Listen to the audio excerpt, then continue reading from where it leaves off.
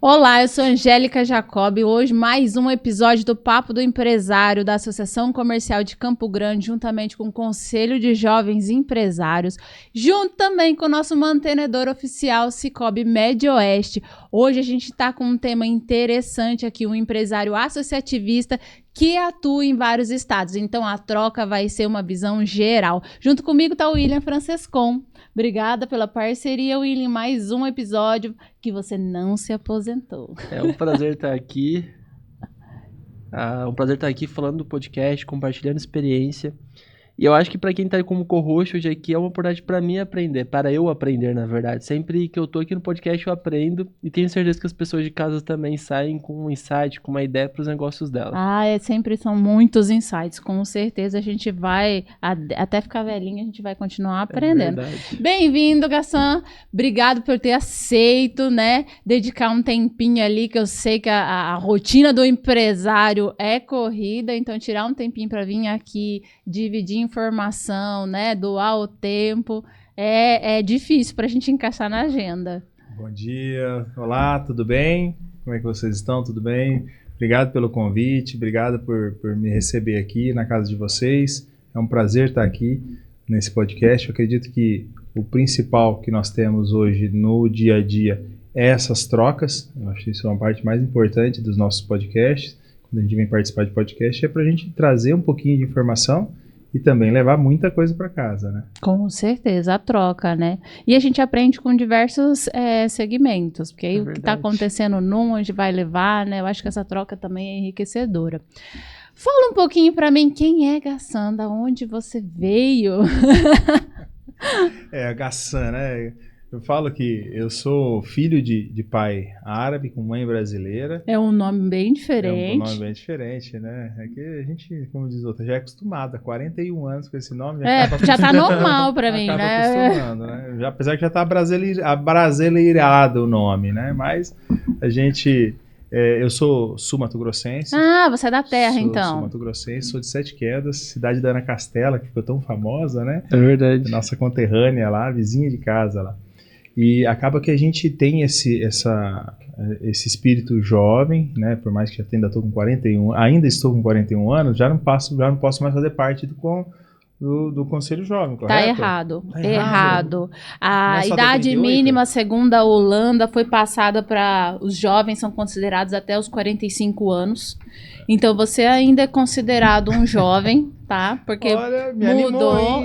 Mudou. Então eu tô avisando todo mundo aí que tá vindo no podcast achando que tá ficando velho. Não tá, gente, não tá.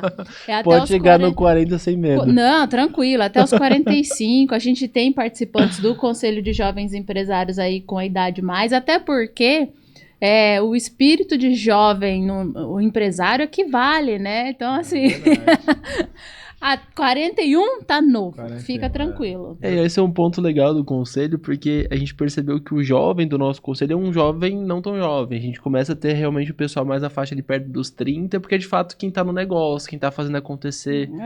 Dificilmente quem tá com 20... Tem cases lá de jovens assim com 20, 25 super legais, mas a gente percebe que a maioria veio pouquinho mais tarde pro negócio. E aí eu já me considero hoje mais associativista até do que um empresário, né? Eu acredito que o meu objetivo principal, né, de vida, né, é impactar através do associativismo. Então, eu acabei criando raízes empresariais no Paraná e no Paraguai, tem empresas no Paraguai e no Paraná, e acabei vindo empresarialmente, voltando para a terrinha aqui para o Mato Grosso do Sul. Mas a minha trajetória do associativismo foi toda, né, construída no Paraná. O William, a gente já trocou essas informações no passado. E então eu faço parte da Associação Comercial de Guaíra, no Paraná. Sou diretor de micro-região da Cassiopar, que é a regional da FACIAP, da Federação do Paraná. Eita, então você tá realmente a fundo. Era isso que você estava tentando me falar, ele é da FACIAP. Exatamente. Entendi. Então a gente tem, né, no Paraná as regionais, né? Então em Cascavel é a nossa regional do oeste do Paraná, onde nós temos 53 municípios. Hoje eu faço parte da diretoria como diretor da micro-região 03, que são a região de Guaíra, Terra Roxa, Palotina, Mercedes, Marechal Rondon, Toledo, que já são associações maiores do que a de Guaíra, por exemplo, que estão com 350 associados, mas Marechal é o nosso case de sucesso de associativismo na nossa micro-região, assim como Cascavel no oeste do Paraná. Então a gente faz parte da Associação Comercial, da Cassiopar e também da Federação das Indústrias do Paraná como conselheiro regional. Então assim, vários cargos, mas infelizmente sem nenhum prolabore. Ah, não, mas eu até falei aqui, o associativismo é mais uma doação, né? Eu até dei um outro exemplo no outro episódio, né? É que nem casamento. O casamento tá certo, não é pra você ser feliz no casamento, é pra você fazer o outro feliz. E aí, se todos, né? Você tá ali, vai crescer, né? Não tem, então, assim, associativismo é isso, é a gente se doar ali, né? Pra todo um setor, um segmento, né? Mas é engraçado que as pessoas às vezes pensam, cara, deve ganhar muita grana no associativismo e não sabe que diretamente do associativismo a gente não colhe esse recurso, né? A gente entrega o nosso tempo em prol comum. Mas indiretamente fortalece muito. A gente coloca muito tempo, coloca recurso próprio. Né? Mas é isso que você falou. E o que eu acredito que a parte principal, que é o fruto que nós vamos colher, é quando a gente traz uma sociedade forte, quando a gente fortalece a sociedade. Porque quando nós somos, né, até por isso que eu gosto de começar as conversas falando do associativismo e não das empresas que eu tenho. Porque a empresa que eu tenho, ela é fruto de um bom ambiente de negócio. E um bom ambiente de negócio, ele parte de um grupo forte, de uma sociedade forte. Um bom relacionamento. Então, o associativismo, ele traz isso. Nós trazemos, né, buscamos, né, trazer fortalecimento para o comércio local, regional, estadual, nacional e internacional. Então, o associativismo pensa no todo, no coletivo, porque daí sim eu vou conseguir colher frutos nas minhas empresas. Então, né, por mais que a gente sempre, né, tem que focar, lógico, nos nossos resultados, né, mas o resultado maior é você ter uma sociedade forte, unida, né, e direcionada. Então, assim, a associação comercial, a associação de jovens, né, o conselho de jovens, o conselho da mulher dentro da sociedade, ele traz isso, traz essa união e traz esse pensamento no coletivo. Porque nós, do coletivo, a gente vai ser uma boa empresa, a gente vai ter uma boa empresa. Se todos estiverem bem. Se o comércio, por exemplo, da minha transportadora, se o meu cliente não estiver bem, automaticamente eu também não vou estar bem. Né? Da minha distribuidora, né? A gente tem a BIG, que é a nossa transportadora de cargas granel e geral, e tem a Pilar Distribuidora, que é a principal empresa do Grupo Gava, que é a principal empresa do Grupo Gava. Então, essas empresas, eu trabalho muito B2B. Só que eu sinto que o comércio que o meu cliente atende, quando ele sofre, eu sofro junto. Então, uma sociedade, se eu trabalhar, né, no meu tempo, né, porque o tempo a gente só tem... Ninguém tem tempo livre, né? Acho que aqui todo mundo aqui tá deixando de fazer alguma coisa para estar aqui nesse podcast hoje, correto? Não, meu dia tem 48 horas. Isso. Olha, eu falo para você, às vezes a gente até fazer um clone já, né? Para ver se consegue dividir um pouquinho das responsabilidades. Mas a vontade de fazer é tanto que você fala, eu ia ficar com ciúme dele. Para estar aqui hoje, imagina, ele no meu lugar aqui hoje. Eu não tinha pensado eu queria nisso, estar aqui. Mas de fato, vou parar de querer um clone, senão vai ficar tomando meu lugar. Clone, exato, Faz sentido. A gente que tem esse bichinho que faz a gente se mexer, acaba, né, no momento, às vezes, né, de estresse, você acaba falando, putz, precisava de um clone, mas na hora que você para pra pensar, eu já parei pra pensar, cara, não, acho que eu ia ficar com ciúme dele, né, ele tá no meu lugar, fazendo as coisas pra mim, eu queria estar lá, eu quero estar aqui, né, por isso que eu tô aqui hoje com vocês. Então, você é o cara que ama o que faz, ama o trabalho. Como que você percebeu isso, que você estava indo para esse setor? Vamos puxar um pouco aí pra juventude. Olha, não que você esteja mais velho. Então, mas é verdade. A gente acaba, né, no dia a dia, a gente acaba não prestando atenção no nosso tempo cronológico, vamos dizer assim, né? O nosso espírito é o que manda, né? E o nosso corpo, a nossa saúde. Tem que pensar bastante nisso. Às vezes a gente na correria acaba esquecendo também do principal, que é a máquina que leva a gente. O autocuidado. O autocuidado. Então, assim, do associativismo é algo que já vem de berço. Meu pai foi por muitos anos associativista, participou, foi presidente várias vezes de associação comercial, de conselho de segurança municipal lá na nossa cidade, no interior, foi presidente regional do Lions Club na micro-região. Então, assim, a doação, né, para a sociedade está presente desde quando eu era lá pequenininho, que eu via meu pai e minha mãe trabalhando no Lions Club, meu pai fazendo o trabalho dele na associação comercial, no conselho de segurança do município. Então, isso tudo me trouxe muito exemplo positivo, né? E isso, para mim, foi muito bom, porque me fez olhar, né, de uma forma mais com carinho e com um pouco mais de atenção para isso. E no final das contas, né, quando eu chego em casa no fim do dia, às vezes a gente tá, né, tem várias agendas também, até não comentei, mas estou, né, como presidente do Conselho de Desenvolvimento Econômico de Guaíra, que é o Prodesc. Então, esse conselho, ele é um conselho muito importante para as diretrizes de longo prazo do município. Até comentei com o William mais cedo da reunião de ontem na Associação Comercial, onde nós tivemos uma breve conversa sobre o Conselho Municipal de Campo Grande e o quão importante a sociedade está participando. Então, assim, o que me motiva hoje é porque eu preciso fazer diferente tanto na questão do resultado quanto na questão do engajamento, de trazer mais pessoas como nós aqui para dentro do associativismo, sabe, para participar das tomadas de decisão tanto da nossa associação, mas também da nossa sociedade. E para isso nós não podemos ser apolíticos, né? Temos que ser apartidários. Não existe aqui direita ou esquerda, existe o que nós brigamos e que nós lutamos pelo direito, por exemplo, do empresário e da sociedade. Correto é isso, né? A nossa participação tem que ser nesse sentido, dentro dos palcos políticos também. Então, assim, o Conselho de Desenvolvimento Econômico do município, ele é algo que traz uma perenidade dos projetos, né? Porque o guardião disso é a sociedade.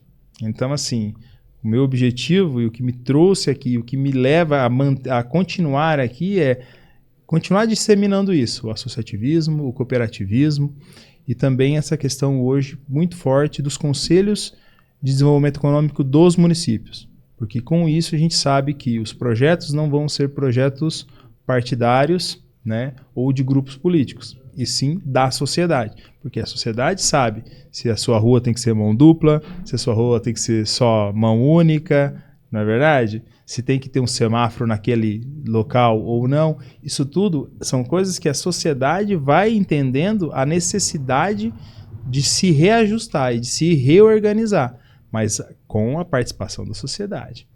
Se a sociedade não participar, nós deixamos para outros tomarem a decisão que, às vezes, na visão das pessoas que tomam a decisão, estão tomando a decisão correta por nós, né? Mas o melhor para tomar a decisão para nós somos nós mesmos. Então, quanto mais eu levar isso para a sociedade, que a sociedade tem que participar, né? Eu acho que, para mim, é o meu objetivo final, né? Trazer mais pessoas, mais jovens como eu e como vocês, para que a gente possa fazer participar de forma efetiva nas tomadas de decisão, porque não tem como nós sermos alienados hoje ou ilhas, né? Eu não posso ser um empresário ilha, onde só a minha empresa está bem.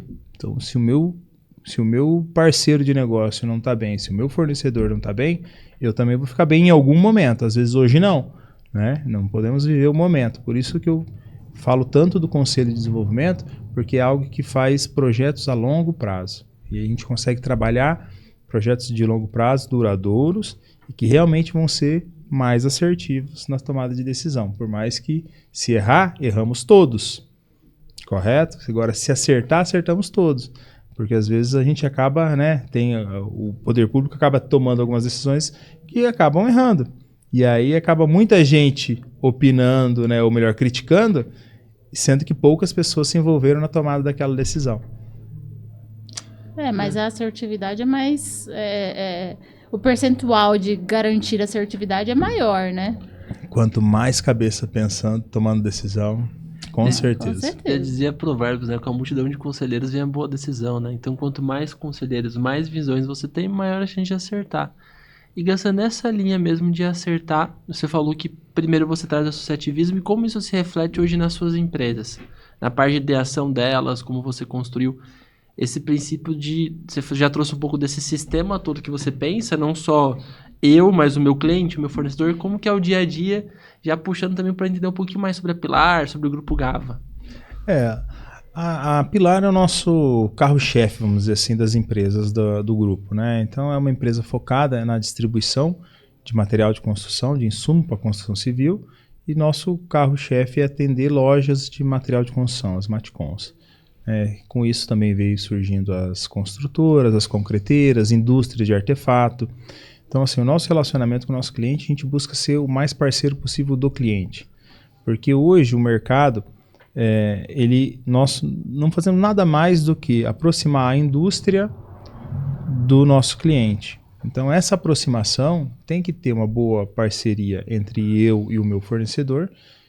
Então, porque nós precisamos entender qual que é a necessidade da indústria também, porque a indústria também ela tem a sua necessidade de marca, né? Tem que manter a qualidade no atendimento. E o que a gente traz para isso é trazer essa humanização para o nosso cliente, porque os nossos clientes, a maior parte deles são clientes de pequeno porte, pequeno, médio, temos alguns clientes, lógico, de grande porte, mas esse relacionamento humano, né, que nós trazemos dentro da nossa carteira de clientes é para que nós sejamos sempre considerados parceiros dele mesmo. Porque eu não vejo uma boa vantagem, até uma passagem que eu gosto muito de passar para até novos parceiros que a gente vai trazendo, de alguns momentos históricos que vivemos, aí, por exemplo, na pandemia, né, que foi um momento histórico para a construção civil. Então, assim, a gente cresceu muito nessa época. Crescemos, assim, de forma de dobrar cada mês o nosso faturamento e o nosso atendimento. E chegou o momento de a gente ter um cliente... isso na unidade do Paraguai, a gente atendia um cliente muito grande lá em Assunção, que ele é uma indústria de perfilados de metal, de vergalhão, e o cimento, se ele não tem o cimento, ele não vende o vergalhão dele. E aí chegou um momento que ele chegou em mim e falou: Gassan, qual que é o seu cupo de importação para o Paraguai? Eu falei: meu cupo é X. Ele falou: cara, me vende tudo, eu compro todo o seu cupo. Eu falei: Friedman, infelizmente eu não consigo te atender, porque eu preciso continuar atendendo os meus outros clientes, porque é um momento de escassez. Não, mas quanto que você está vendendo para a gente? X valor. Não, eu te pago X a mais para você vender tudo para mim. Eu falei: não é questão de dinheiro. É questão da gente poder ter o nosso cliente atendido da melhor forma possível. Porque naquele momento, mesmo assim, não era o que nós gostaríamos, porque mas tinha toda uma limitação. Mas você não ia deixar ninguém na mão, né? Não ia deixar ninguém na mão. Porque, assim, é muito bom você ter sucesso financeiramente. Eu acho que isso é um bom reconhecimento. Mas eu não acredito que esse, na minha visão de negócio, seja a melhor reconhecimento que eu teria naquele momento. Principalmente porque eu já tinha uma boa margem, realmente, a gente já tinha uma boa margem, só que eu já me sentia, quando ele me falou aquilo, eu falei: cara, eu vou estar te explorando. Para mim não é um negócio, não é eu te atender de forma exploratória. Por quê? Porque eu estou te falando exatamente isso. Não vou te deixar na mão, até porque ele era praticamente 20% do meu faturamento, já estava com ele, mas se eu fosse para 100%, eu ia ganhar mais, só que num período mais curto. Porque eu sabia que era um momento sazonal, que não é algo que ia acontecer por muito tempo. E dito e feito. Tanto que mantivemos ele como um excelente cliente até o último momento que eu tive na empresa no Paraguai. E os outros clientes também. Então, clientes pequenos, médios, que nós tínhamos no Paraguai, também falaram: Gassan, eu acho que você fez a opção certa, por mais que seja financeiramente foi a parte mais dolorida. Mas de arrependimento nenhum. Eu acredito que quando a gente é um empresário de verdade, a gente tem que pensar sempre no ganha-ganha. Eu acho que o empresário que ele pensa só nele ganhar, eu acredito que o sucesso financeiro ele não vai suprir, entendeu? O sucesso emocional, o sucesso familiar, você ter uma história boa para contar para os seus filhos.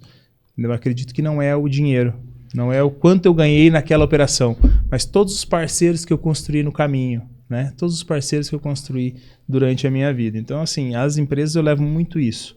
sabe? As parcerias, o fortalecimento de relacionamento. Hoje a gente está passando por um momento realmente difícil, né? Na parte comercial, onde a gente está com Selic muito alta, a inadimplência do comércio está muito alta. Então, nós que trabalhamos com o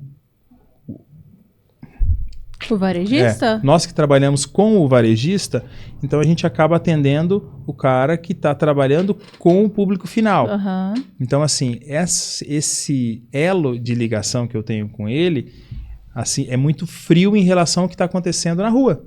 Né? Ontem falamos sobre o centro de Campo Grande, como que o centro de Campo Grande está passando por dificuldades, as pessoas não querem mais sair, tem uma dificuldade, ou compra hoje muito online, vai menos nas lojas. Então tudo isso são coisas que a gente vai entendendo, como nós estamos no B2B, vai entendendo dessa troca. Se eu não tenho a humanidade de entender que o meu cliente está passando por dificuldade, porque ele está com dificuldade com o cliente dele, eu penso só no meu negócio, eu já teria protestado 300 clientes, já teria sujado o nome de mais uns 10, 20. Por quê? Porque o mercado, ele realmente precisa ser mais humano quando você atende o seu cliente. Porque, olha, vou te falar, não tá fácil para ninguém, na realidade, não tá fácil para ninguém. Só que eu sou muito esperançoso na relação humana. Quando você tem um bom relacionamento com o seu fornecedor, quando você tem um bom relacionamento com o seu cliente, você entende a dificuldade dele, lógico, né? A gente não pode se sangrar ao ponto também de passar o problema maior para nós do que para o nosso cliente. Mas a gente pode muito bem, sim. Em vários casos a gente conseguiu renegociar, por exemplo, com alguns fornecedores ou renegociar também com alguns clientes, para eles também, para que ele possa também ter um fluxo de caixa melhor. A gente sabe das dificuldades, a gente sabe de tudo isso. Então, se eu levo a ferro e fogo, números por números, dentro da minha empresa, né, às vezes eu não teria os parceiros que eu tive hoje. Tanto na questão, lá atrás, nas épocas boas, que foi como eu comentei aqui no Paraguai, que teve uma época muito boa, que eu poderia ter explorado muito mais o mercado, muito mais os meus clientes, quanto agora, que a gente sabe que a gente precisa ser mais parceiro do nosso cliente, mais compreensivo do nosso parceiro. E isso eu vejo que, assim, em relação ao sucesso da minha empresa, não é infelizmente, né, a gente sabe que precisa-se ter uma boa linha final lá, né, dos lucros na empresa, mas que não é aquilo que é o principal que a minha empresa busca. Temos que ter uma empresa sempre saudável, esse é o foco principal, né, do CNPJ, mas todo CNPJ é feito por vários CPFs, né? Então, é verdade. Então, assim, um CNPJ morrer não é o fim do CPF, né? Agora, um CPF, você perder um CPF é muito pior do que você perder um CNPJ, né? Você sabe, Gassan, que curiosamente a gente teve uma maratona assim, dos últimos convidados e todos com uma visão muito parecida, né? De chegar para ficar, sabe? A gente teve o Grupo Nunes que veio aqui ontem, ele falou realmente desse pilar. Ele falou, olha, nosso foco é fornecedor, cliente e colaborador. E a gente precisa de bons fornecedores para a gente conseguir atender o nosso cliente. Então essa preocupação, sabe, de entender que o fornecedor é um parceiro. É alguém que está para crescer os negócios. Eu também, nas nossas empresas, a gente sempre entendeu isso. Hoje, eu descobri isso com a minha tia. Quando ela falou isso, que eu nunca tinha me tocado. Ela falou, a gente cresceu com os nossos fornecedores, porque eles trouxeram inovação para a gente, eles trouxeram visão para a gente diferente. Então, esse ponto é o que conecta tudo isso. Daí eles falaram desse ponto de vista do mercado, que ele tem que ter um bom fornecedor. A gente teve agora há pouco, no último episódio, a Plim, que veio falar, cara, a gente veio para um jogo de 30 anos, a gente quer durar no Mato Grosso do Sul, a gente não veio para um tiro rápido, igual nossos concorrentes que vem aqui, tenta ganhar dinheiro a todo custo e vai embora. E agora fecha também com o Gassan com essa mesma visão. Poxa, poderia ganhar daquele cliente de uma vez só, mas eu não sou um negócio que quero durar 3 anos, eu quero durar 30, 40, estou construindo o legado com o Estado. Você vê essa conexão com o associativismo, né? Você entende que não é só a Pilar ganhar agora, mas todo o sistema ganhar. Você sabe que aquela empresa tem a ver com a Pilar, mas a Pilar tem fornecedor e as pessoas em volta disso.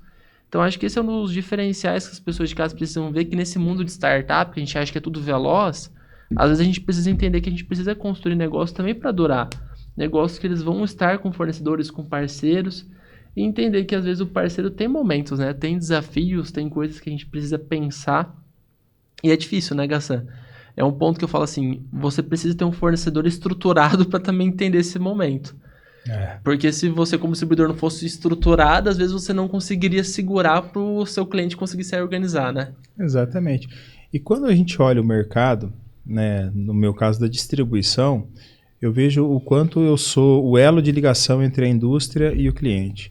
Em alguns momentos até aconteceu e acontece já, fortemente, até por isso também a gente foi criando outros produtos e outras empresas dentro, né, do nosso ecossistema, vamos dizer assim, porque a Pilar ela surgiu e aí a gente tinha um relacionamento muito forte com o meu cliente final, mas eu também sempre tratei o transportador, né, que a gente contratou sempre muito autônomo, né, caminhoneiro autônomo para fazer os nossos transportes, como um parceiro, realmente também como um cliente. Eu queria sempre tratar bem o meu transportador, porque eu sei que se eu tratasse bem o meu transportador, ele ia cuidar da minha mercadoria, ia chegar no meu cliente com qualidade, ia tratar o meu cliente bem, porque ele também, por mais que o meu cliente comprou de mim, quando o transportador vai entregar essa mercadoria, se ele entrega de forma bagunçada, desordeira, ou até mesmo sendo uma pessoa mais rude e tal, a gente acaba perdendo esse cliente ou pelo menos descontentando o nosso cliente. Então eu precisava contentar o meu transportador e contentar o meu cliente final. Então a gente foi trabalhando e ainda, né, tem alguns projetos que ainda estão em elaboração de tecnologia, para que a gente possa entregar tecnologia de forma simples e fácil, porque às vezes um caminhoneiro precisa da tecnologia, a gente precisa que ele atenda aquela tecnologia, só que ele não tem capacidade intelectual e nem tempo e nem gestão de ficar mexendo em computador ou em celular para poder atender as necessidades tecnológicas que a gente precisa que ele atenda. Então eu preciso entender quem é o meu público que eu quero atender do transportador, quem é o meu público que eu quero atender do meu cliente final, como que eu faço esse elo tecnológico acontecer, porque assim, a tecnologia ela veio para nos auxiliar, né? A substituição ela não acontece de algo que é essencial. Então assim, o transporte é essencial, eu não tenho como tirar esse transportador do caminho, mas eu posso facilitar a vida dele, eu posso facilitar a vida do meu cliente com a tecnologia. Então assim, a tecnologia ela é um elo de ligação. Quando nós, né, da nossa empresa, pensamos no nosso cliente, a gente fala em cliente, parceiro e não em leads, por exemplo. Que ficou um termo muito comum hoje, né? Ficou um termo muito comum, mas por quê? Porque o mercado, né, globalizado que a gente vive, ele tem as suas nomenclaturas. Só que eu não posso tratar aquele eu, Gassan, não trato o meu cliente como um lead, eu trato ele como um parceiro. Eu acredito que a gente, né, em reuniões estratégicas, eu sempre falo com o meu time, principalmente o meu time comercial. Eu falo, olha, vocês hoje, por exemplo, os meus representantes comerciais, eles são a extensão minha, Gassan, com o cliente. Entende? Como eu gostaria de eu estar tratando aquele cliente, eu quero que o meu representante também trate. Eu não contrato hoje um representante, até no passado a gente foi fazendo alguns estudos, alguns trabalhos, né, com consultorias e tal, e eu tenho um parceiro muito bom de uma consultoria que ele sempre me fala assim, olha, você tem dois tipos de representantes, de vendedores, né? Você tem o vendedor hunter, que é o caçador, né, que é aquele cara agressivo e tudo mais, e tem o farm, que é aquele cara que cultiva, e eu sempre tive uma queda por farm, cara, assim, por mais que os números são números mais lentos de acontecer, mas são números mais fortes de perder, muito mais difícil de você perder um cliente que você conquistou ele pela parceria, do que simplesmente pelo preço. Então, assim, em alguns momentos, a gente, como empresário, acaba falando, putz, eu vou entrar na briga do preço. Só que daí você fala, putz, o número sobe, mês que vem baixa, o número sobe, baixa. E a gente viveu isso praticamente 2023 e 2024 todo, assim, na empresa. E aí eu falei, olha, precisamos crescer, precisamos, né, crescer no mercado, atender o mercado, a gente via oportunidade, por isso que a gente cresceu tanto para o Mato Grosso do Sul e para o Mato Grosso, mais do que a gente cresceu para o Paraná, por exemplo. E aí, porque tinha uma necessidade dos clientes, as dores dos clientes aqui eram maiores que lá, no meu segmento.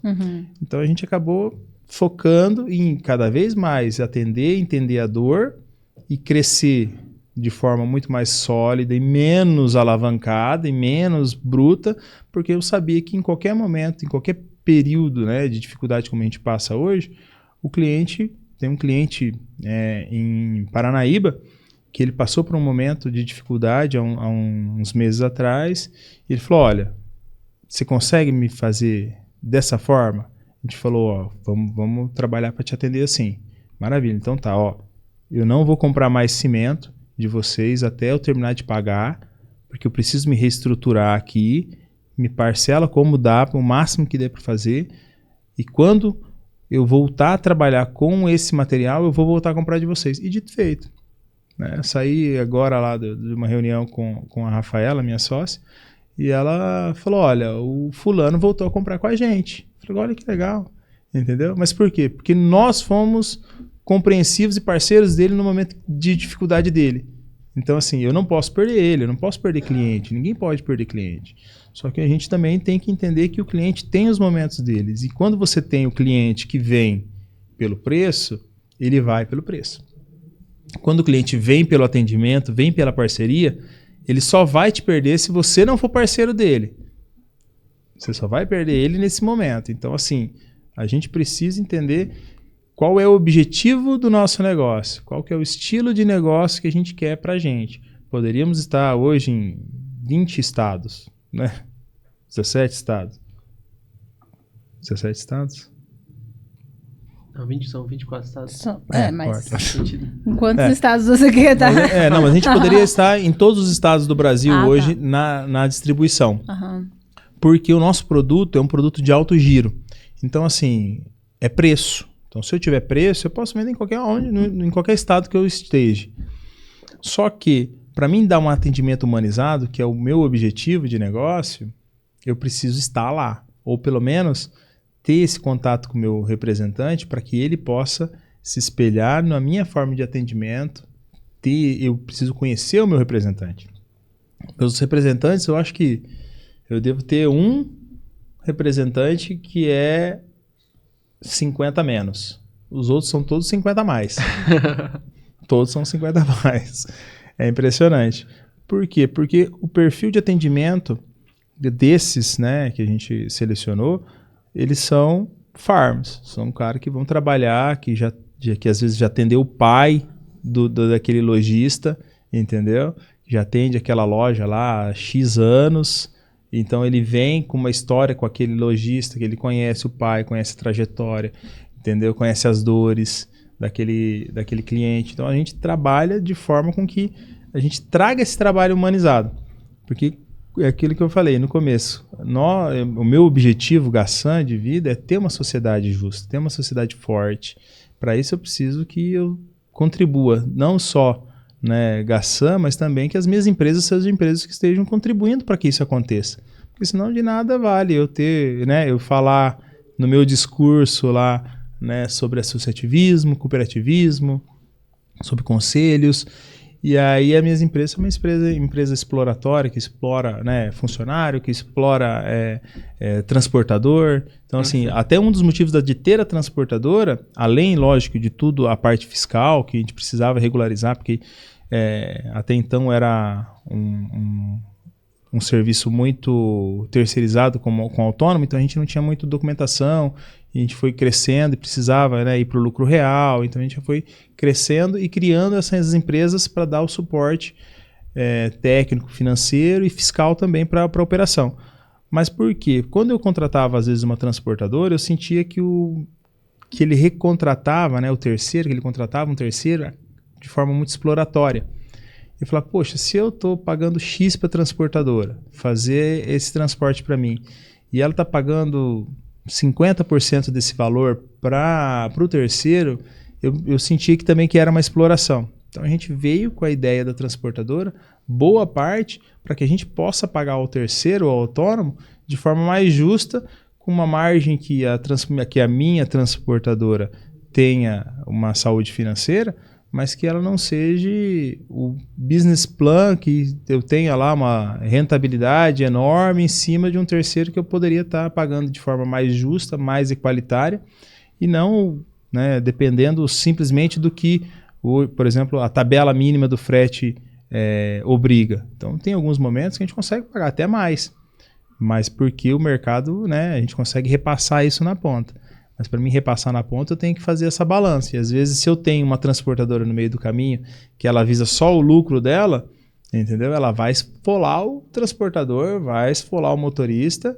E aí eu me sentia muito responsável também por esse efeito colateral lá na ponta. Isso aí é muito do que a gente fala, né? Quando a gente fala de marketing, é comum o pessoal do marketing digital falar muito dos leads. Quantos leads fizeram, quantos converteram. Mas a visão que o Gassan traz até para o empresário de casa é, cara, e a pessoa que não converteu? Qual que é a imagem que você deixou da tua empresa, do teu negócio? Porque o que a gente fala, muitas das vezes a gente pensa nessa conversão direta, tá muito famoso isso com a internet, mas poucas pessoas se preocupam com essa reputação. E é a reputação que leva uma empresa para longo prazo, uma reputação que faz esse cliente voltar, esse cliente procurar. Que diferença você fez na sociedade, né? Exatamente. E é isso, né? E é um ecossistema. A gente não... Eu acho que o Gassan falou uma frase. Não é o empresário ele não tá sozinho. Ele não vive sozinho. O negócio dele depende de pessoas. Depende de sistemas. E quando a gente pensa em tudo isso, a gente consegue empreender melhor. E daí o crescimento da empresa vem por essa oportunidade, tá? Então, para atender melhor o meu cliente, eu tenho que ser justo com o transportador. Para eu ser justo com o transportador, às vezes eu preciso de um outro negócio meu, eu consigo agregar nesse ecossistema. Então, o crescimento foi sendo orgânico, advindo da dor do cliente, né? E nessa sua trajetória, né? Qual que foi o teu maior erro, assim, que você falou, nossa, essa aqui eu aprendi? Olha, elencar um só é difícil, hein? Não, porque eu tantos... sei. Eu acho que muito mais fato. erros até do que acertos. Com certeza, acho que Né? toda jornada empresarial é porque a gente olha de fora e fala, nossa, aquele cara lá, mas não é 1 milhão de erros para daí acertar, com certeza. Mas teve algo assim que te marcou, você falou, nossa, aprendi muito com esse erro aqui, ó. Por que eu pergunto isso? Porque no meio associativismo, a gente acaba dividindo nossos erros automaticamente, ajudando os outros a falar, ó, esse caminho aqui dá ruim, cuidado com isso aqui, né? Porque eu brinco, a gente não precisa todo mundo errar na mesma coisa. Se um já errou, a gente pode aprender com o erro do outro e evitar estar errando de novo. Olha... Eu já tive várias experiências, né? Eu já fali 3 vezes já. Isso é um grande aprendizado, sabia? Eu falei 3 vezes. Eu também já falei uma vez. Foi um grande aprendizado. Nossa, assim, para mim, como pessoa, né? Eu acredito que uma das coisas que me marcou muito na primeira empresa que eu tive, que foi uma indústria de colchão em 7 quedas. E o que eu errei... Uma indústria de colchão em 7 quedas. Então, assim, já tá aí o erro. Não entender o mercado, não fazer um bom business plan, vamos dizer assim, de negócio. Uhum. Eu acho que isso, para mim, foi o primeiro erro que eu tive, que para mim foi o maior, que me impactou por muito tempo, que foi, assim, um projeto muito grande que a gente criou, de uma indústria, trouxemos um sócio de Curitiba, trouxemos a indústria de Curitiba, montamos toda uma estrutura, né? Como que é complicado montar uma indústria no Brasil, sabe? A gente teve custos muito elevados, que a gente não tinha noção que esse custo existia. Licença prévia, instalação, operação, o tempo que essas licenças demoram, que isso tudo gera despesa para o empresário, porque o empresário já está, né, debruçado sobre aquele projeto. Então, assim, no meu resumo, vamos dizer assim, sem me alongar muito, eu acredito que o meu maior erro, que eu mais me arrependo, é não ter feito um bom business plan de alguns projetos que eu fiz. Não só desse, outros também. Eu até tive um sócio na empresa do Paraguai, que foi meu sócio também na Pilar, no início, que eu aprendi muito com ele. Ele é um velho de 38 anos, eu falo que ele é um velho de 38 anos porque ele tinha uma experiência muito grande. E ele é muito voltado para isso, muito voltado para projetos, né, para prever, né, problemas que podem acontecer das oportunidades que a gente vê. E eu sou muito de oportunidade, eu gosto muito de trabalhar as oportunidades. Então, assim, é 10 para 1 praticamente, né? Então a gente acaba errando 10 para acertar 1. E às vezes o que as pessoas vê é só o 1, né? Então, realmente, eu acredito que trabalhar sempre com o pé no chão em relação à realidade do negócio. Porque nesse caso da indústria, eu estava longe do meu fornecedor principal e longe do meu mercado principal de consumo. Então, era algo assim... Completamente deslocado de logística. Totalmente deslocado da logística. Local errado, entendeu? Então, assim, começou aí, né? E, na época, fazia faculdade em Campo Grande, larguei a faculdade de administração para ir montar essa indústria. Então, assim, imaturo, jovem. Não que o jovem não tenha que se arriscar. Eu acho que o jovem é que tem que se arriscar. Mas a gente precisa muito disso. Na verdade, você fez outra faculdade, né? Quando foi falir lá, você fez outra faculdade de aprendizado. Você largou a administração, mas você foi aprender de outro jeito. Na dor. Largou a graduação para fazer o mestrado. Mas... Na dor. Eu acredito que a dor ensina muito. E a gente acaba esquecendo. Mas é mais doído demais. Mas... mais difícil esquecer os erros na dor do que quando você... Porque o acerto, é aquilo que eu falo. Para mim, o acerto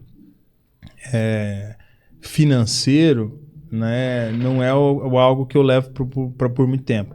O meu acerto social, esse sim. E só que os erros não, né? Os erros, eu sofro muito com erros... fica. Com alguns erros financeiros que eu tive no passado. Que, assim, você precisa de uma... É aquilo que a gente falou. A empresa precisa de bons números. Precisa de bons números. A gente tem que saber que são bons números. Mas também a gente pode saber que a gente pode trazer bons números e trazer uma boa qualidade para a sociedade. Sem perder esse elo. Eu sei, como que é? Porque assim, a gente fala que o empresário tem que tomar risco. Eu acho que foi uma das frases que eu aprendi jovem. Até não foi nem com meu pai, foi com a minha tia. Falou, William, se você não tomar risco, você não constrói nada. Então assim, mas depois que a gente erra, é aquele negócio, né, que... Como que é? Gato escaldado tem medo de... Acho que é cachorro que levou um monte de cobra tem medo de linguiça. De linguiça, acho que é aquela linha. Então, como você falou, cara, quebrei 4 vezes. Como que é a sensação e a cabeça do empresário que assim, cara, errei 4 porque a gente acaba errando, a gente... Por mais que nem tudo seja culpa nossa, a gente como empresário, a gente tende a levar a nossa parte porque é a única coisa que a gente pode fazer, né? O que eu posso melhorar pro próximo? Como que é a cabeça para continuar tomando risco depois? Porque você continua empreendendo, continua crescendo a empresa e toma risco todos os dias como empresário. Como que é essa cabeça de falar, cara, já tomei risco, errei no risco, agora eu vou continuar tomando risco para crescer e agora dando certo? Olhar o copo meio cheio? Olha, como eu falei, eu aprendi muito com o meu sócio da empresa do Paraguai, Danilo Xavier. É um espetáculo. Ele é assim, Ele é da onde? Ele é de Londrina, né? Mas foi para o Paraguai jovem, né? Montou uma empresa lá, época que estava começando o ar-condicionado, então ele cresceu assim, muito bem, se estruturou muito e assim, uma visão muito bem estruturada sobre negócios, sobre tudo isso. E no momento, né, que a gente teve uma nossa conversa para desfazer a nossa sociedade, porque eu estava ficando mais no Brasil, ele já não tinha muita intenção e a nossa empresa estava crescendo depois da pandemia, cresceu muito a demanda, até mesmo dos nossos fornecedores, da gente poder distribuir para eles no Brasil. Porque a gente fazia a maior parte dos fornecedores que nós temos hoje é nosso fornecedor de 10, 15 anos atrás. Sim. Entendeu? Que estavam com a gente no Paraguai e na época da pandemia foi surgindo a necessidade de distribuir também o material deles no Brasil. E ele, naquele momento, ele falou, olha, né, eu também estava passando por uma estruturação familiar da minha esposa, eu estava ajudando muito eles nessa empresa deles ali em Mundo Novo, então acabou que a gente sentou para conversar e foi uma conversa, assim, bem esclarecedora e muito clara, sabe, de visão disso daí. Onde ele falou, Gassan, por que a gente tinha tanta divergência dentro da empresa? Porque ele era uma visão mais empresarial, né, consolidada, onde ele visava os riscos, né, mitigava os riscos e automaticamente, quando você tem menos risco, provavelmente o seu lucro será menor. No meu caso, que já tinha vindo de 3 falências, 4 falências e tinha, né, e tenho, né, gana de crescimento empresarial, crescimento patrimonial, o meu risco a ser tomado era muito maior que o dele. Então a nossa divergência era essa, na tomada de risco. Por quê? Porque quando você mitiga risco, automaticamente você também abre um pouco mão de margem, de crescimento. ele já era um empresário consolidado. E eu, né, me considerava um empresário. Mas no final das contas, eu sou ainda, né, um empreendedor, onde você está tomando risco, crescendo em alavancagem, crescendo em tomada de mercado, porque o mercado da construção civil nos últimos 2 anos, ele vem crescendo, ou melhor, ele vem caindo. E nós, como empresa, a gente vem crescendo. Por quê? Por causa disso, por causa das tomadas de risco. Crescimento, correr atrás de clientes novos, correr atrás de mercados novos, oportunidades novas. Então, assim, a tomada de risco, ela, no empresário que está começando, ela tem que ser assim mesmo. Hoje você não sai de uma empresa de faturando, que a gente faturava começo de 24, a gente faturava a média de 500 mil por mês. A gente praticamente quadruplicou isso mensalmente nos dias de hoje, sem tomar risco, sem tomar alavancagem. Porque como você vai crescer em 300%, 400% se você não tem uma margem também tão alta assim para crescer nesse mesmo potencial? Então, o mercado deu oportunidade para a gente. Então, a gente viu a oportunidade. Não, é uma oportunidade sólida? É uma oportunidade sólida. Só que para isso, a gente vai fazer o quê? Vai ter que precisar fazer alavancagem. Porque se não fazer alavancagem, você não consegue atender o mercado. Né? Então, empresário grande fatura grande. Né? Empresário pequeno fatura pequeno. Para crescer, a gente precisa crescer de forma tem que ter exponencial. Um custo por risco, tem né? que ter um custo por risco. Então, você tem que... O principal é calcular o custo-benefício desse risco. Tem uma pitada de loucura também pro crescimento. Olha, se a gente não for, né, louco nesse Brasil, onde a gente, né, compara, por exemplo, o regime de tributário do Paraguai com o Brasil. Cara, eu falo para você, o Brasil... Eu estou tentando entender o regime tributário agora e ele já está mudando, né? Então, assim... É verdade. Agora que eu comecei a entender, ele já mudou tudo. O jogo já muda. era. De 2020, quando a gente voltou para o Brasil, né, com a operação, né, ainda mais tímido e tudo mais, mas a gente voltou para o Brasil, cara, de 2020 para 26, eu ainda estou tentando entender o jogo, né, tributário. O empresário, ele rebola e rebola miúdo aqui, viu? Não tem jeito. Eu tô nessa mesma aí. Tô entendendo nada, tô só indo e já tá mudando de novo. E nessa oportunidade que hoje a Pilar tá crescendo, né? Você citou, tem 5 unidades, 6, porque tem já Mundo Novo, Guaíra, Campo Grande, Três Lagoas, Cáceres e vai vir mais. Já tem umas 5 unidades. Correto, exatamente. Qual que é o desafio? Porque você viu uma oportunidade de crescimento, ao mesmo tempo aquelas empresas já tinham alguém atendendo. Qual que foi a dor que você falou, essa dor aqui eu consigo resolver, que outros no mercado não estavam resolvendo? William, eu acho que a parte principal nossa é essa proximidade, trazer essa proximidade da indústria com o nosso cliente. Porque a indústria, hoje, a grande parte da construção civil, ela já está concentrada em players muito grandes, né, em grupos empresariais, né, empresas internacionais. Então elas acabam não tendo esse contato humano com o seu cliente. E nós somos focados, né, Campo Grande foi uma aposta que a gente fez por conhecer Campo Grande, por saber do potencial de Campo Grande, por entender que o estado todo, por mais que o estado todo está crescendo, Campo Grande é o foco principal de crescimento, na construção civil principalmente, que é o nosso ramo. Então, Campo Grande tem essa necessidade, ainda mais para a gente estar longe de grandes centros industriais, né? Então, assim, Campo Grande tem muito isso. Tem um potencial de crescimento enorme, mas para um produto chegar aqui, tem uma logística para ser feita, né? Então, assim, a indústria ela é muito boa, muito forte na produção e na qualidade do seu produto. Quando a gente fala na logística, a cada quilômetro que ela sai de fora da loja, da indústria dela, a cada quilômetro que ela sai de fora da indústria dela, ela vai perdendo qualidade, não no produto, mas no atendimento. Aí entra o distribuidor, para atender de forma humanizada e para fazer esse elo de ligação a fazer chegar. A gente tem produto que a gente anda quase 2.000 quilômetros para atender um cliente. E é uma coisa, né? O cliente que revende esse produto não pode faltar, né? Tem que ter na hora certa, na qualidade certa. É um caso que a gente vinha até na parte de vinhos. de um produto. Teve um produto que eu trouxe pro restaurante, ele era maravilhoso, era um produto de Santa Catarina, o vinho era muito bom, o preço estava adequado. Só que na segunda compra não tinha vinho. Na terceira compra não tinha vinho. Ah, não deu certo, a produção foi menor. E eles não se preocuparam em guardar estoque pros parceiros. Venderam tudo e ficaram um ano sem produto. E daí você acha que o meu cliente vai comprar esse produto se não tem? Então esse é um cuidado que às vezes você tem que ter, né? Você pensa, a logística, ela é o diferencial pro seu cliente da ponta continuar vendendo bem, né? Não tem interrupção de estoque. E eu vejo isso muito, por exemplo, né, por mais que a gente sabe que o mercado online, ele é um mercado que às vezes a gente não consegue entender, porque a gente está trabalhando no B2B, você não consegue entender toda a estrutura do negócio. Mas eu sou cliente, por exemplo, do Mercado Livre há muitos anos. E eu moro numa cidadezinha no interior do Mato Grosso do Sul. Se eu ver o que o Mercado Livre fez no atendimento para mim de 5 anos para cá, cara, eu comprava produto no Mercado Livre, demorava 15 dias. Eu não ia comprar no Mercado Livre, porque demorava 15 dias para chegar. Entendeu? Demorava, você não conseguia rastrear, você não conseguia...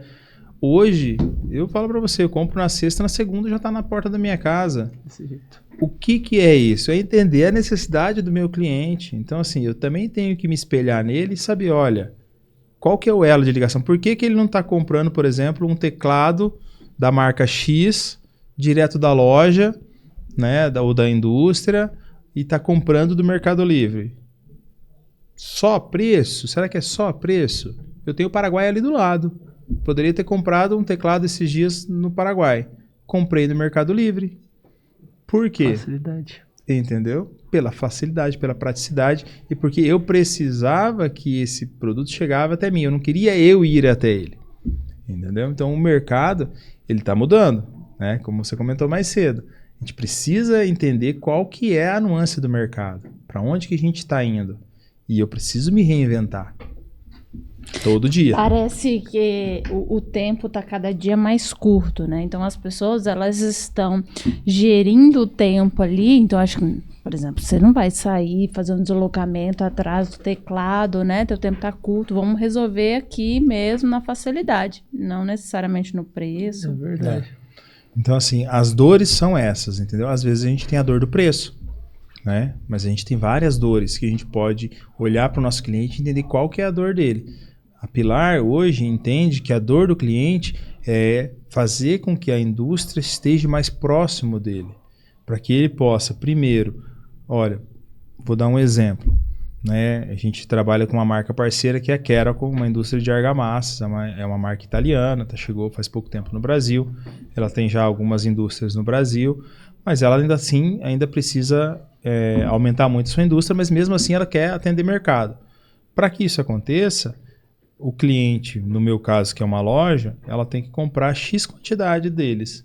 Comprando da Pilar, ele não precisa comprar uma carreta inteira de argamassa. Entendeu? Sim. Por quê?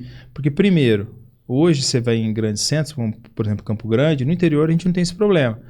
Mas em grandes centros, Campo Grande, Dourados, até próprio Três Lagoas aqui no estado, tem horários que uma carreta grande não pode entrar dentro do centro da cidade. Onde estão as lojas? No centro da cidade. Entendeu? Então o lojista vai ter que ter um CD fora da cidade. Olha o custo dele aumentando em ter uma operação fora do centro. Já é um custo para ele. Se ele tem a Pilar como parceiro, como distribuidor de alguns produtos, ele tem o meu estoque. Então ele tem o meu estoque próximo dele, muito mais próximo do que a indústria.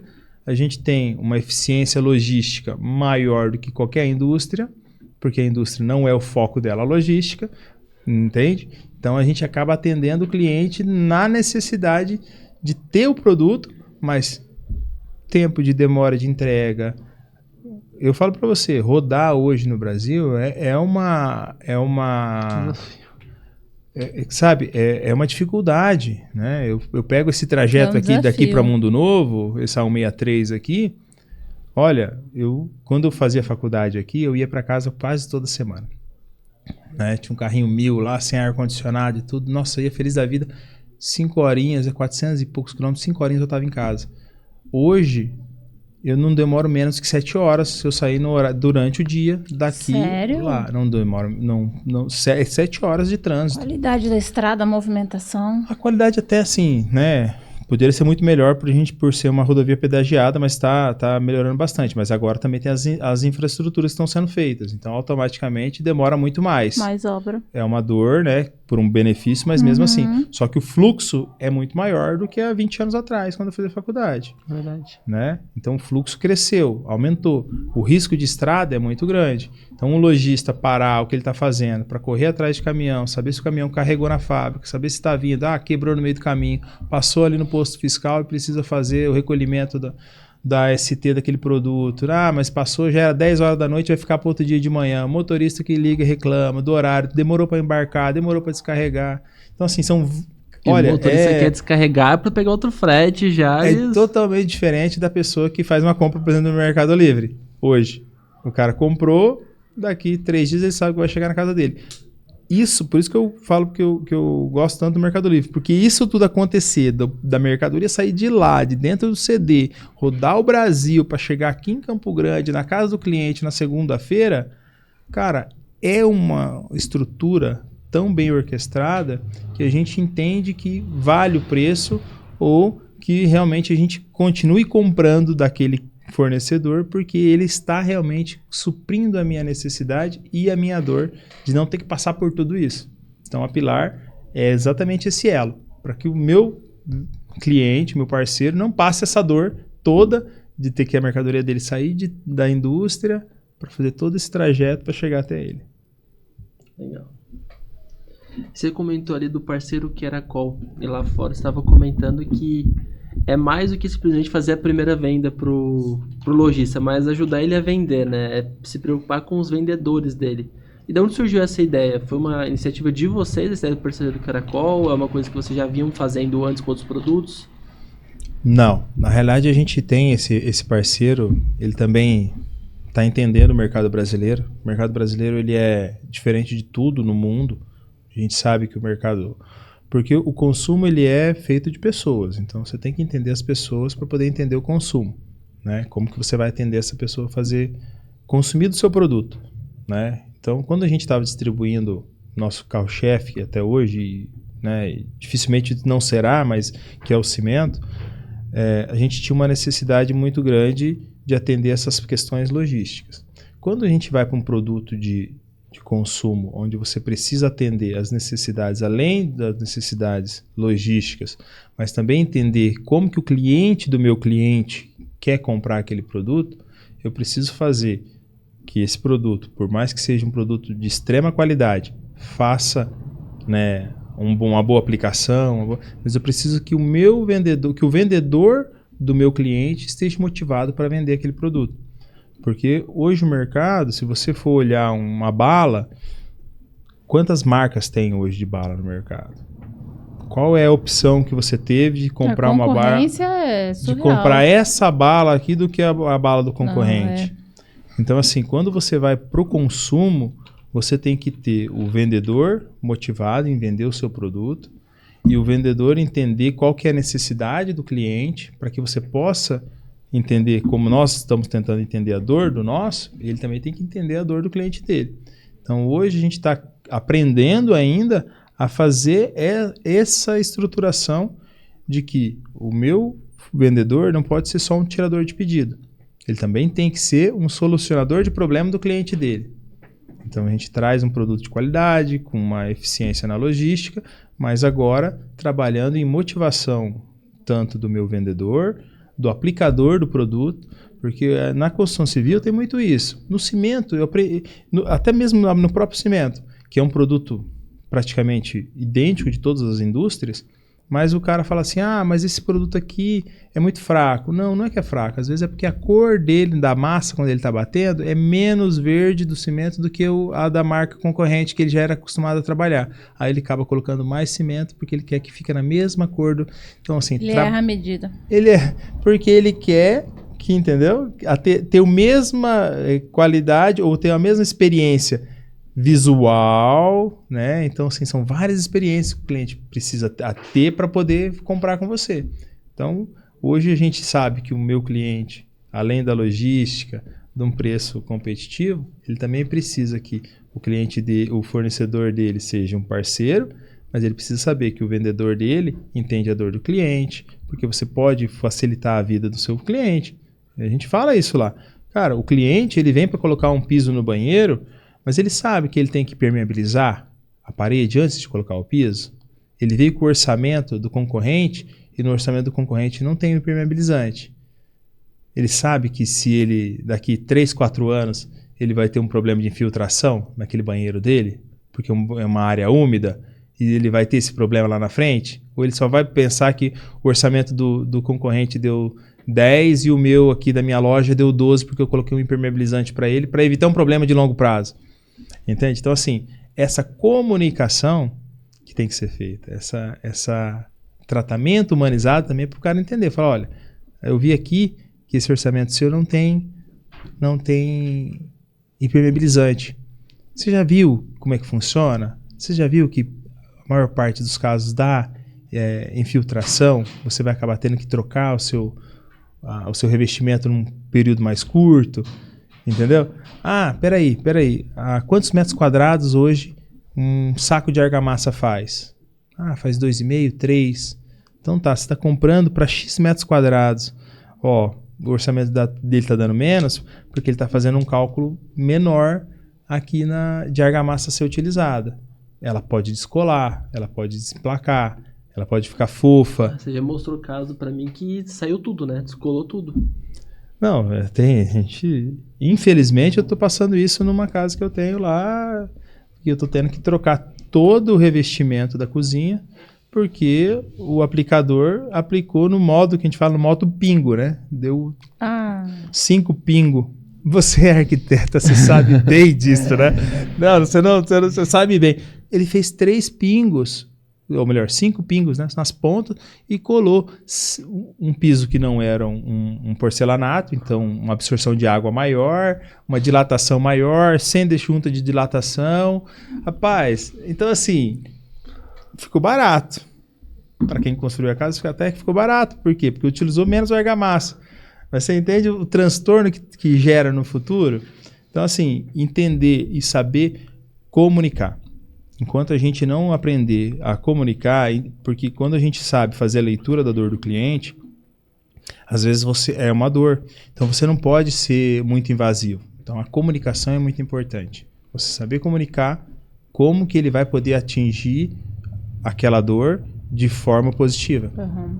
Porque a gente precisa de um produto de qualidade, a gente precisa. Só que também é aquilo que a gente vem falando aqui. O cenário econômico é eu não posso também ser abusivo. Então eu tenho que entender que o meu cliente precisa ter uma equipe bem montada, bem estruturada, principalmente emocionalmente, para poder tratar com o cliente de forma humanizada.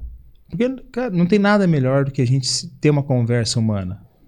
Você explicar para a pessoa, por mais que às vezes ela vai optar em comprar do concorrente ou comprar uma quantidade menor ou comprar um produto um pouco mais inferior, porque ela também tem a realidade financeira dela, mas você ter esse contato com ele, ele vai olhar para você e falar, não, realmente, você foi honesto comigo, você me falou a verdade, você trouxe essa clareza. Então, assim, hoje, o que a gente, né, está começando nesse projeto, que é um projeto que está iniciando ainda. Eu preciso motivar o vendedor do meu cliente, mas eu preciso que esse vendedor entenda a dor do cliente dele e seja humano para poder atender ele de forma com que ele vai trazer esse cliente de forma efetiva para dentro da loja, porque a gente precisa dos números, mas que também a gente possa entregar para ele uma parceria de longevidade, onde o cara vai olhar para ele e falar assim, não, beleza, você foi honesto comigo, você me explicou a situação, você me explicou como que funciona, porque venda, quando você trabalha uma venda, por isso que eu falo tanto do farm, né? Quando você faz um trabalho de venda, é lento, é demorado, ele é moroso. Às vezes acontece, né? Você faz todo o trabalho, tal, trabalho cliente, ele vai lá, pum, compra da concorrência. Nossa, isso daí, para vendedor, eu acho que assim é a facada, é a traição, né? A Que a gente fala, se sente Que traído. veio de caminhão, ele falou, cara, pelo menos orçasse comigo. Entendeu? Poxa vida, você me traiu, né? Por quê? Porque quando o vendedor tem amor pelo que ele faz, ele bota realmente as emoções dele ali, ele realmente sente isso aí. Só que a gente tem que entender também que existe uma pessoa do outro lado e existe uma realidade que a gente pode ou não, às vezes, suprir naquele momento. Tem vários clientes meus, por exemplo, hoje, que compram direto da indústria e eu faço transporte para ele. Ele não compra mais de mim. Por quê? Porque ele cresceu, porque ele tem uma necessidade, que às vezes ele precisa de uma competitividade maior. Volume, então eu atendo ele de uma forma com que ele continua sendo meu parceiro, porque, beleza, eu não compro de você, mas eu faço o transporte contigo. Uhum. É indiferente. O elo que eu tinha que fazer entre ele e a indústria, eu ainda continuo fazendo. Eu sei, acho que até uma curiosidade agora. Você tem operação no Paraguai, entende do Paraguai, e hoje em dia tem muito empresário saindo do Brasil para ir para o Paraguai, né? Tem muito esse caminho, o pessoal tentando entender o que aconteceu, mas o pessoal tem falado que o melhor presidente do Paraguai tem sido o Lula, né? Porque tá levando muito gente pro Paraguai. O ministro da Economia, o Haddad, né? Tem sido bom o melhor ministro da Economia do Paraguai. E eu queria que você compartilhasse um pouco da experiência. Você até cita uma frase para mim, que eu tava comentando do projeto com o Gassan, que eu tô começando, de importação, e falou, ele tem uma frase que é o merecer o solo que você pisa, né? Para você entender como funciona um outro país para negócio. Se puder compartilhar um pouco dessa sua experiência, eu sei que tem muita gente com curiosidade, muita gente querendo ir, e eu acho que quem já foi consegue explicar um pouco dessa experiência. O Paraguai é um país jovem de população, né? A gente teve uma baixa populacional muito grande. Foi sempre um país muito pujante, desde antes da Guerra do Paraguai, então é um dos motivos históricos aí, né, da Guerra do Paraguai. E a gente sabe que e aí virou um país muito jovem, então teve muita perca populacional. Então, assim, o Paraguai, ele precisa... E crescimento é igual quando a gente olha para Campo Grande. Eu estou em Campo Grande há 20 anos e eu já vejo, né, os números, né, do 1 milhão de habitantes de Campo Grande há quantos anos a gente vem lutando por esse 1 milhão de habitantes, correto? E o crescimento populacional só se dá de duas formas, ou natalidade ou imigração, né? Então o Paraguai necessita muito crescer populacionalmente. Ele cresceu uma época muito grande em natalidade, tanto que, por exemplo, no Paraguai é a matriarca que é a chefe da família lá. Lá é a matriarca, porque é ela que comanda a casa, sabe? Então, assim, pra você entender o Paraguai, você tem que entender quem é a chefa lá, entendeu? Então, as mulheres lá são muito fortes, né? Tem uma força muito grande. Apesar que a gente não repara isso, mas no associativismo, eu já tive isso lá na nossa associação. Cara, a gente fala, porque o conselho da mulher e tal. Eu olhei assim e falei, pega a lista de associados. 60%, 70% são empresas comandadas por mulheres, entende? No Brasil. Então, assim, a gente tem que entender o mercado. O Paraguai é um país muito pequeno em população. Ele está crescendo muito de estrutura, tem muito investimento indo para lá. Só que é um mercado que a gente, às vezes, deslumbra demais, sabe? Por quê? Porque as oportunidades internas lá também são muito pequenas. E tem muita empresa grande que já está lá há muitos anos. Então, qual é a oportunidade, entende? Assim, eu, Gassan, como empresário, como eu comentei, já trabalhei muito grande lá com infraestrutura logística. O nosso carro-chefe lá era logística. A gente forneceu a obra aqui de Carmelo Peralta, Loma Plata, da Rota Bioceânica. Esse aí a gente atendeu eles ali em 2020, que foi essa rota que foi feita ali para essa rota bioceânica que está acontecendo ali. Agora estamos aí com a ligação da ponte ali, né, por alguns metros aí, tão esperado beijo dessa ponte. E assim, infraestrutura lá está crescendo muito, precisa se crescer muito porque tem muita oportunidade. O agropecuário, o agro lá é muito forte, então são oportunidades de agro que existe lá. A construção civil, ela é uma oportunidade, só que quando a gente fala em habitacional, por exemplo, são 8 milhões de habitantes. Quando você olha o Brasil habitacional, são 220, quase 230 milhões de habitantes. Então, as realidades são proporcionais, né? Então, assim, uma migração hoje que nós temos lá para o Paraguai ainda é muito documentacional. Muita gente está indo fazer a documentação. Mas, assim, para investir no Paraguai, tem que entender aquilo que a gente falou do direito de piso. E também dos erros por exemplo, que eu cometi lá atrás e não fazer um bom business plan. Então, é uma excelente estrutura fiscal. Cara, é o IVA, é 10% de entrada, 10% de saída. Você não tem pegadinha, né, na parte fiscal lá. Isso é excelente, é maravilhoso. Você tem a lei da maquila, que também é muito interessante, que eu acredito particularmente também, né, tem várias outras visões do Paraguai. Mas eu acredito que hoje a maquila é a melhor das oportunidades para quem quer investir. Industrializar para reexportar de volta para o mercado consumidor, Brasil, Argentina, Bolívia, que são países mais populosos onde você tem um consumo maior. Agora, fora isso, ainda existe mais enormes necessidades, né? A infraestrutura lá é muito menor do que aqui. A gente aqui, por mais que ainda tenha algumas carências, lá ainda está engatinhando em infraestrutura. Então tem oportunidades, né? Lá oportunidades de serviço. A lei agora da maquila também agora ampliou um pouquinho para serviços, então ficou bem interessante. Tem, por exemplo, call center. Já tem call center que atende o Brasil lá no Paraguai. Serviço. Sistema, né? Data center. Então, assim, o business plan, para a gente entender o Paraguai, para o empresário ir para o Paraguai, ele tem que entender qual que é o business plan dele, né? Às vezes você fazer uma pré-industrialização de uma parte lá, uma parte no Brasil, você até consegue fazer algumas jogadas tributárias e realmente em relação a isso.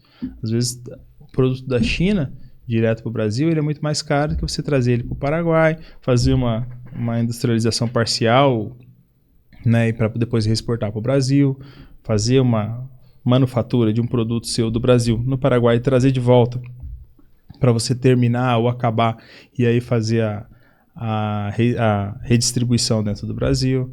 Então, assim, existem várias oportunidades, mas tudo cabe dentro daquilo. Qual é o meu... vou montar uma padaria em Salto Guairá, que é a cidade que eu tenho mais contato. Eu vou falar para você, eu frequento uma padaria lá. Se fosse uma outra padaria, não sei se eu iria, entendeu? A gente dividir a pizza, não é criar oportunidade. Farmácia mesmo agora, com essa onda aí de Monjaro, lá abria 10, 12 farmácias por mês lá no Paraguai. Nossa! Então, você acaba saturando o mercado também, né? Então, assim, o mercado é aquilo, business plan. Entenda o mercado, não acho que o Paraguai é a mina de ouro, porque não é. Tem que ir lá, tem que trabalhar, tem que saber das oportunidades, vai ter concorrência. Isso aí é impossível, em qualquer lugar você vai ter concorrência. Só que, assim, tem as suas vantagens, E não é um problema de hoje, né? Eu tô lá há 41 anos. Então, assim, eu vejo já indústrias que estão lá há muito tempo, né? Indústrias do Brasil que já estão lá há muito tempo. Por oportunidade, por entender logisticamente, operacionalmente, como é que ele vai trabalhar. Então, assim, quiser visitar o Paraguai, né, me procura lá, eu posso dar algumas dicas. Só que eu sou um cara bem realista nisso, viu? Eu não sou vendedor de sonho, não. Eu acredito que o Paraguai tem oportunidade. Pé no chão, né? Tem oportunidade, mas, assim, não é uma terra que você fala assim, tudo que planta vai dar.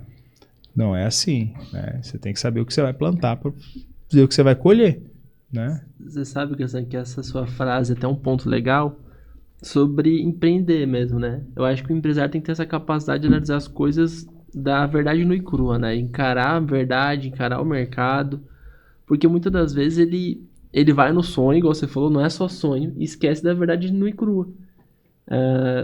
E acontece, até por mais que o empresário ele seja, às vezes, até maduro, ele vai pro sonho e esquece da verdade.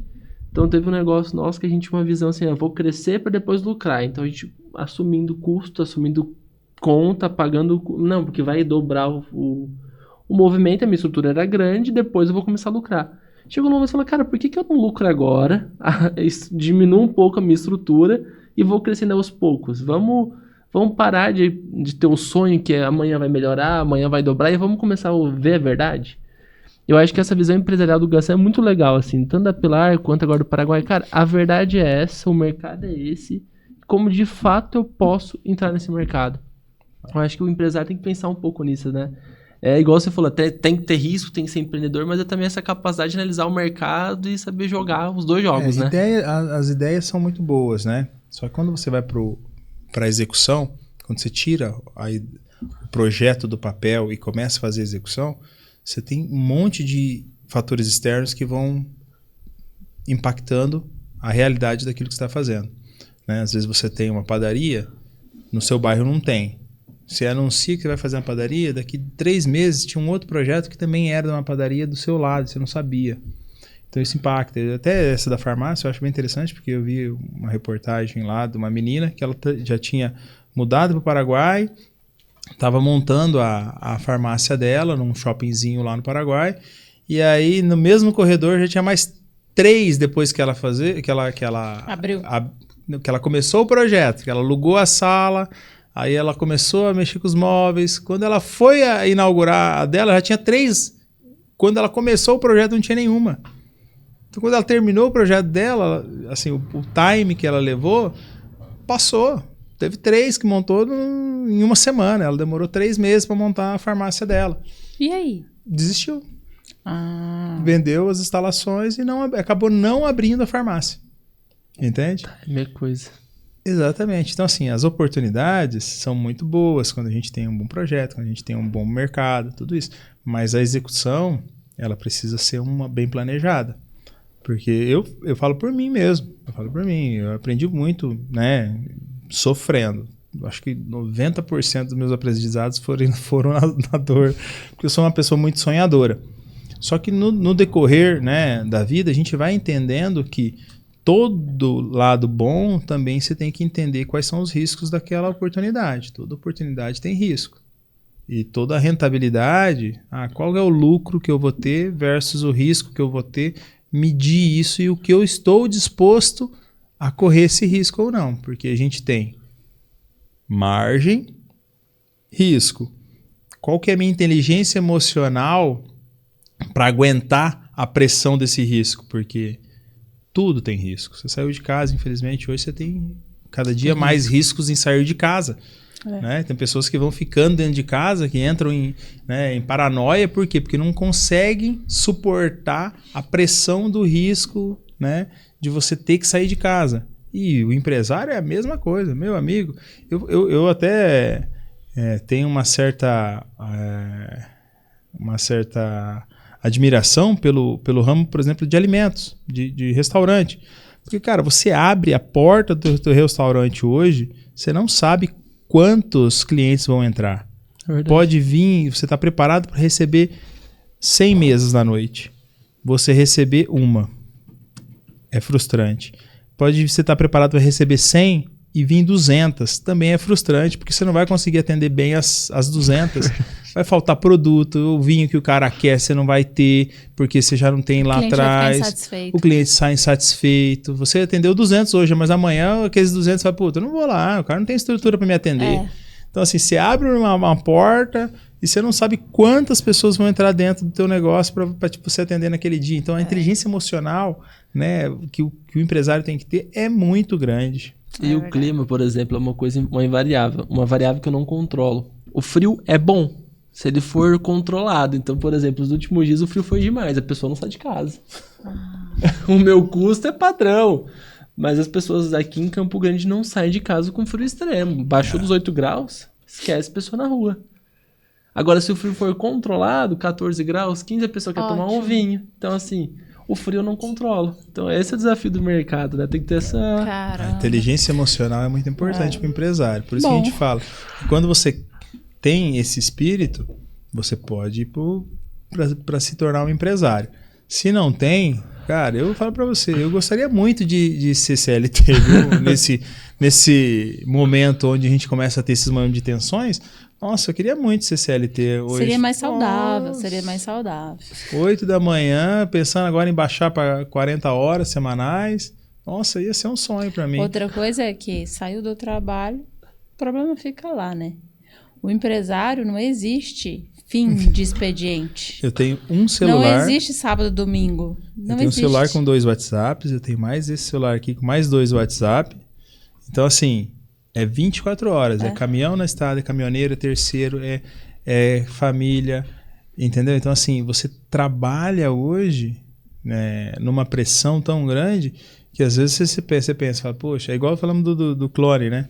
Poxa, eu queria tanto um clone pra mim, mas depois você fala, não, peraí, não, eu não ia suportar ver outra pessoa fazendo o que eu gostaria de fazer. Uhum. Então essa é a motivação. Quando você pensa na dificuldade, poxa, eu tô nessa dificuldade, eu tô passando por um momento difícil, mas eu tô feliz, eu tô fazendo o que eu quero, eu tô fazendo o que eu gosto, eu tenho essa motivação, você é empresário. Agora, se você baixou a cabeça na primeira dificuldade e falou, não, peraí, não era assim que eu imaginava, esquece. Volta pro caderno, vai estudar, vai fazer um concurso, porque a gente pode ser um bom empresário interno, né? A gente pode ser um bom empresário dentro da nossa empresa, onde a gente trabalha como colaborador. Sim. Né? A gente pode fazer diferencial ali, né? Às vezes com muito menos risco do que o empresário está tomando ali. E ser bem sucedido ali. Por isso até que eu prezo dentro da nossa equipe, sempre eu prezo muito pela meritocracia. Porque às vezes, eu tenho um bom vendedor, ele vai montar uma empresa, eu tenho medo dele montar uma empresa de distribuição de cimento e concorrer comigo. Eu não tenho esse medo. E até porque se ele for, é mérito dele. Por quê? Porque ele está assumindo os riscos que não é só vender. Né? E assim como eu também gosto muito de meta, comissão, bonificação. Por quê? Porque você trouxe resultado, você leva resultado. Né? Então você pode ser um empreendedor dentro da sua empresa, onde você trabalha. Isso aí também é algo que a gente tem que valorizar. Né? Esses modelos de colaboradores, para que ele incentivar para que ele cresça dentro da empresa. Né? Porque o empresário cresce conforme a sua equipe cresce. De fato. Não pode só ser o explorador do negócio. O empresário cresce quando a equipe cresce, quando a equipe entrega. A gente precisa fazer as entregas. De né? fato. E a pressão do empresário, o empresário tem que saber que o que ele está fazendo ali é suportar a pressão. Porque você tem boas equipes, você trabalha a equipe para entregar bem. Só que tem muita pressão por fora que é o empresário que tem que resolver. Até indo para o final, agora tem uma pergunta. Eu queria fazer uma pergunta e depois pedir para você deixar uma mensagem final.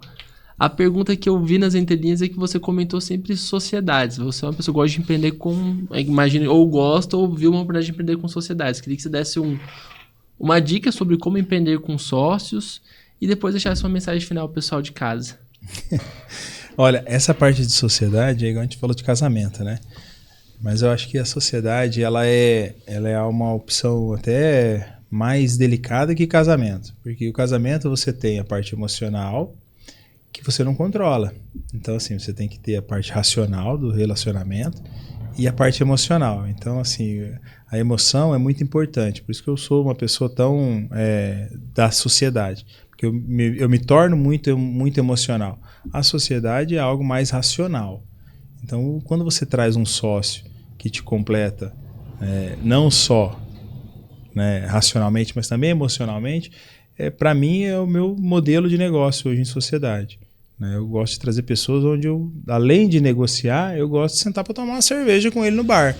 Entendeu? Por quê? Porque você precisa ter esse relacionamento. Né? Esse é o meu modelo de negócio de sociedade. Porque quando você vai bem, às vezes você quer trazer uma pessoa que você sente que ela tem um viés empresário, mas às vezes tem um medinho ali, entendeu? Então você acaba trazendo ela para dentro da sociedade e aí e várias vezes, né? Eu tenho um caso recém de um sócio da transportadora, que ele foi meu gerente da Pilar no passado, saiu, montou o negócio dele, voltou para a transportadora, a gente sentou agora também, já alinhamos, falou, olha, você está numa pegada, você já, né, você está indo por esse ramo aqui, a gente não consegue mais alinhar nessa empresa, mas vamos continuar sendo parceiro, beleza? Beleza. Ele está saindo da sociedade agora, está continuando no ramo que ele estava e a transportadora vai seguir a vida dela. Mas os CNPJ, os CPFs envolvidos ali, entendeu? Seguem sempre em harmonia. O meu ex-sócio do Paraguai é a mesma coisa. Foi meu padrinho de casamento, é padrinho dos meus filhos, temos um excelente relacionamento pessoal. Na sociedade chegou um momento que teve um fim, né? Então, assim, essa maturidade e essa emoção, tirar um pouco essa emoção do desligamento, né? Que é muito difícil, né? Você se desligar de alguém, ou de uma empresa, ou de uma sociedade. Isso para mim nunca foi problema. A sociedade, o CNPJ, vai ficar comigo, vai ficar com você. Quando a gente, por exemplo, terminou essa sociedade, foi super tranquilo. O que mais me deixou preocupado é como que a gente vai seguir o nosso relacionamento pessoal daqui para frente, né? Como que a gente vamos perder esse contato? Acho que essa é a parte mais importante da sociedade. Você ter uma pessoa que você confia, assim como você tem a sua esposa que você confia. Não ser somente racional naquela operação. Acho que a longevidade é muito maior. Vejo várias empresas, vários sócios de empresas que são muito assim, sabe? E me espelho muito nessas pessoas. E uma mensagem final? Olha, eu falo para você, a parte principal para mim como mensagem é que nós temos que ser uma sociedade unida. Temos que fazer o diferencial, participar de forma ativa. Temos que ser pessoas ativas na sociedade, através da nossa associação comercial, né, do Conselho Jovem, trazer para o Conselho Jovem. Então, eu acredito que o associativismo, né, a sociedade tem o poder de fazer as suas escolhas e as suas mudanças. Show. Obrigada, William. Obrigada, Gassan, pelo Eu que agradeço, tempo. muito obrigado.